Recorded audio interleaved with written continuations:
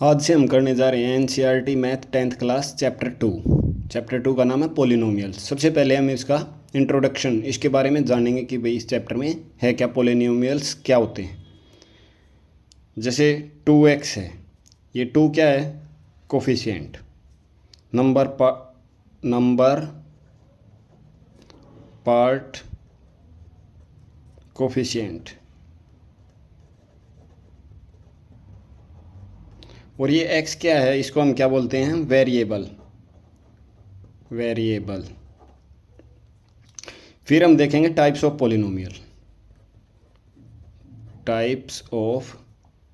Polynomials on the basis of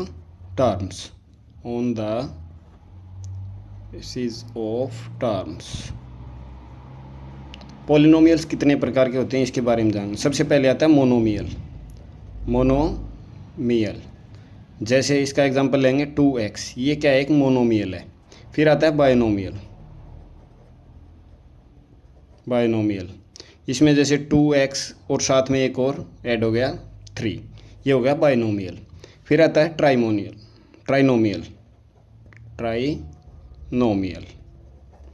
इसमें क्या आ जाएगा, जैसे 5x², एक स्क्वायर की टर्म आ जाएगी, एक सिंपल x की आ जाएगी और एक सिंपल नंबर। ये होता है ट्राइनोमियल। फिर हम जानेंगे डिग्री ऑफ पोलिनोमियल्स के बारे में। डिग्री ऑफ पोलिनोमियल्स, पहले बता दें भाई डिग्री होती क्या है। Degree highest power of the variable in polynomial.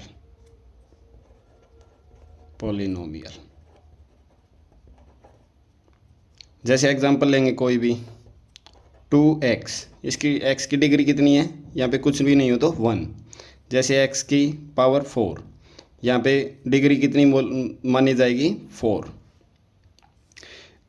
फिर आता है यहाँ पे देखेंगे लीनियर में क्या आता है, जैसे सिंपल 2x। फिर एक होती है क्वाड्रेटिक में क्या आएगा, जैसे 5x² -2x + 3, ये हो गया एक क्वाड्रेटिक इक्वेशन। फिर आती है क्यूबिक क्या होती है, जैसे 4x³ -5x² + 3, ये हो गई क्यूबिक। फिर क्वाड्रेटिक पोलिनोमियल के बारे में जानेंगे। यहाँ पे लिख लेते हैं क्वाड्रेटिक पोलिनोमियल,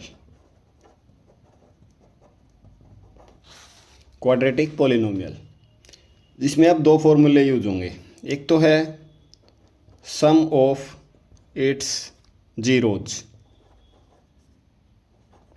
इसको हम कैसे लिखेंगे, alpha plus beta equal to -b/a।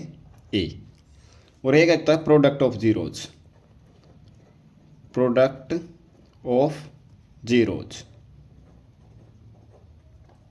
इसमें क्या होता है, अल्फा इंटू बीटा, इसमें इंटू में आएगा, और आगे क्या, c/a।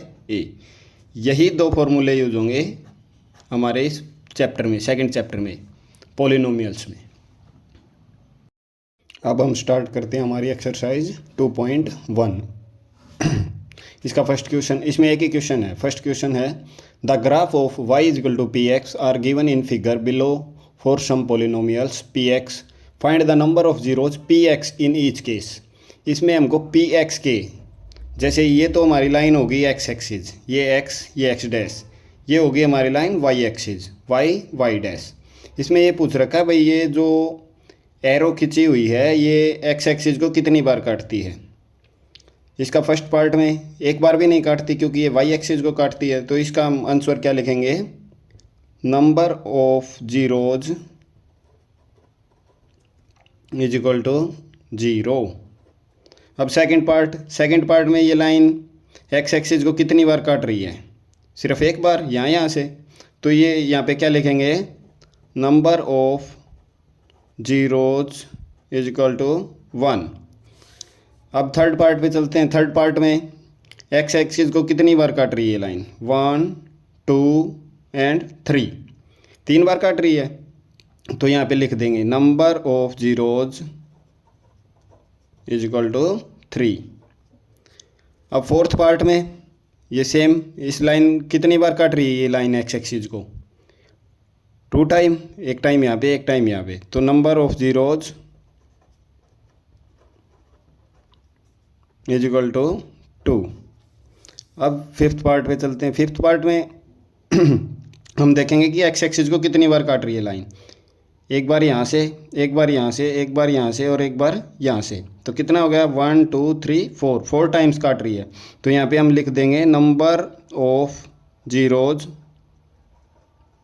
Is equal to 4।